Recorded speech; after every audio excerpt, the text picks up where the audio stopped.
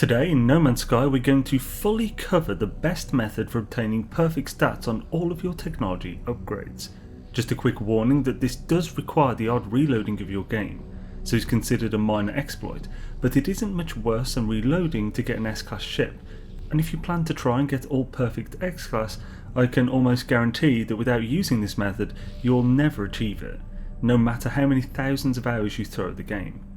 X-Class tech, as it currently stands, has such diabolically awful odds at getting better than S-Class module that even with this method it will take millions of nanites, but perfect S-Class or very good X-Class are certainly within your sights.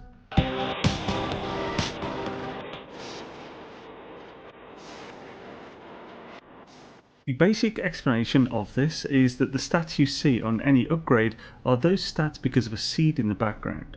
Every time you use an upgrade, this seed ticks over to the next number. This background seed is in your save file, so if you save the game and use some modules to tick the seed any amount of times, if you load the previous save point, the seed's current number will reset back to what it was when you made the save. This means that we can game the system, and that's what I'm going to show you today. So I'm going to show you a quick test here first. So essentially what you need to do is get your modules ready and make a save point.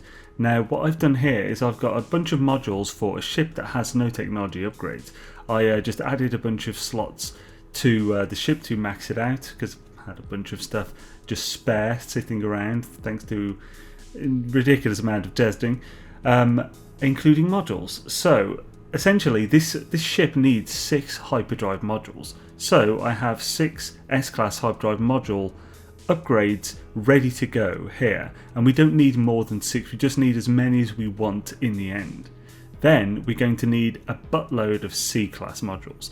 This is because they are cheap, so we are going to use the C-Class modules to sort of put in place of the S-Class that would have been bad stats, and then just destroy them and basically just forward the seed.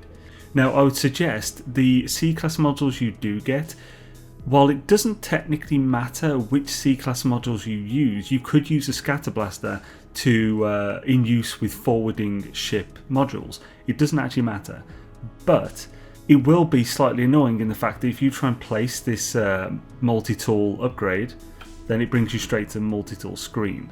So instead of using those, it's just much quicker if you have, say, just any ship modules ready. So I've got photon cannon, pulse engine, and so forth. I've just separated them here to make it easier, and I essentially have 6 modules that are specific to ship, and that is enough for this example. So for this example, we're basically going to first make a save point before you do this. Then we're going to use all 6 of these modules and do them in order from top to bottom, just so we know what the order is. So I'm making my save point now, and then just jump in and use these modules. So just don't even look at them for the time being, just put them down. Make sure not to go too quickly or it seems to flip you to another screen. It's very annoying. So now we have the first 6 modules, and these modules done in this order will always be the same from this save point. So if we look at them, there's 206, which is not good, 230, which is decent, 240, which is pretty good, 226, which is meh, 247, which is amazing, so that's very good. Most people would want to keep this. If you are going for only perfect, then you would ignore this as well. And then 203, which is terrible. So the only particularly really good one here is this 247. Now this is number 5 in the list of 6 that we did. So essentially we just need to note that number 5 is a 247 hyperdrive upgrade. Then we just reload. Sure daisy.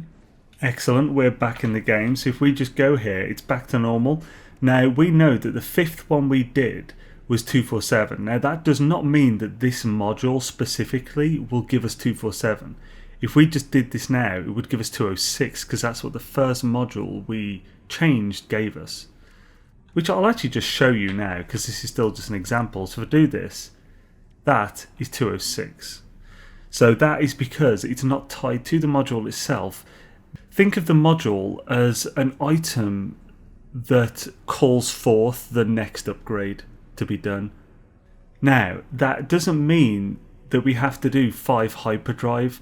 The seed and stats itself are over all modules, but only that hyperdrive one on the 5th one will give you that really good 247 stat.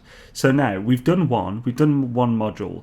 So generally you do just 4 C-class, but because we've already done this for the test, we'll just do 3 more C-class of any type, and then we'll do 1 hyperdrive, because this hyperdrive will now be the 5th one that we've done from that save point, and this will be 247.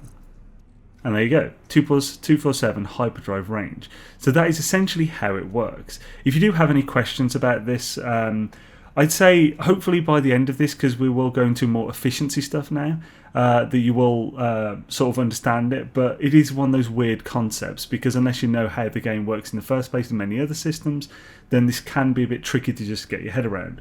But if you do have any questions, please do ask them below. I'll be as specific as you can about what you're unsure about, and that will allow me to way more easily answer the question. So now, to talk about doing it efficiently, we'll have to reload again, just so we've got this nice and clean again.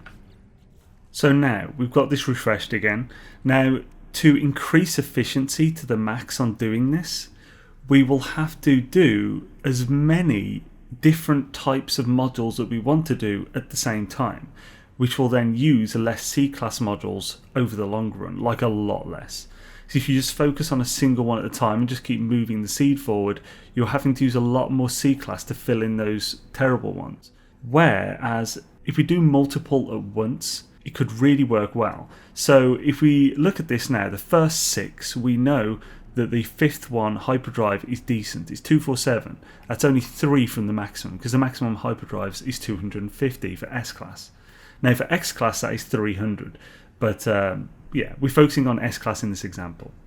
So to look at this efficiently, let's just take this under example for the first 6. We then also, before we do any of this, we just note down that the 5th is the best one, and then we'd look at all the pulse engine from that save point to look how the pulse engine look for that first 6 modules. Now, unfortunately, none of these pulse drives are actually any good, so we won't, not really, because boost goes up to maximum of 15, maneuverability goes to 13. Pulse drive efficiency always stays at 20%, so you don't need to worry about that for the pulse engine modules on S-class.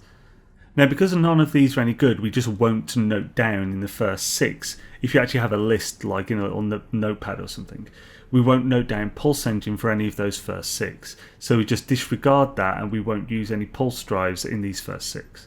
So then we'd go to something else, maybe movement tech for your exosuit. You'll want 6 of those. You could do another 6. If you only wanted 3 of something, you could just do 3, then reload, pad out with another 3, even just hyperdrive or something, or any C-class, then do another 3 to get the 4 to 6, and then just reload again after. And basically what you want to do is essentially map out all of the stats for the hyperdrives for that first 6 or 12, 48, whatever you want to do, however many you want to do in one point. You just want to map out where the good stats are in which order. So then when you go through the whole thing, you can look at your list and just be like, okay, there's nothing good on the first one, so just do a C-class random. Then the second one, we want a movement tech. 3rd and 4th are nothing's good, so just C-class, C-class. Then the 5th is hyperdrive. Then the 6th is, say, life support on exosuit or something. And then basically you run through your list like this, and you can do that incredibly efficiently then. Obviously this will still require, to get all of your tech, you'll still need a lot of nanites. But for every bit of tech, we're talking hundreds of thousands of nanites cheaper than it otherwise would be. And for most people, this makes it possible where it otherwise wouldn't be, which is why I don't think this is such a massive exploit. Just because this is something that you can't really do realistically for most people without doing this, especially with the X-class. Unfortunately, X-class have such terrible curves when it comes to what the stats are going to be. Say with hyperdrive, it's a really easy example. On XClass you are guaranteed the 100% warp cell efficiency. You are also guaranteed between 200 and 250 hyperdrive light year range. You are also guaranteed both of those stats within those ranges. Now with XClass, you are not guaranteed both stats to start with. You will have 1 to 2 stats. If you get the warp cell efficiency, you either get it or you don't, and it'll either be 100% or you won't get it. But with the hyperdrive light year range, it will be between 1 and 300 instead of 200 and 250. And it's much more likely to be closer to 1 than 300. And you're also much more likely to only get 1 stat instead of 2. So this makes XClass, done in any legit way, like as close to impossible as we can really get for anyone to actually achieve. And it's still going to be very hard and an insane amount of work to do with XClass, even with this method. But it just makes it almost worth having a go at instead of just pointless to even bother with. So yes, thank you for watching. I hope that was clear. If it wasn't and you do have any questions, please feel free to ask them below. I'll do my best to answer all of them. Just be as specific as you can with what you're unsure about, and I should be able to just answer it in one go. Massive thank you to my patrons and X-Men who help support the channel, without whom I wouldn't be able to do this. They're on screen now, and if you wish to join them, the links are below in the pinned comment, as are the links to the Discord and the website, where people chat and find loads of information and stuff that is a little easier to reference sometimes, that goes along with the videos. Thank you everyone for watching, and have an amazing day.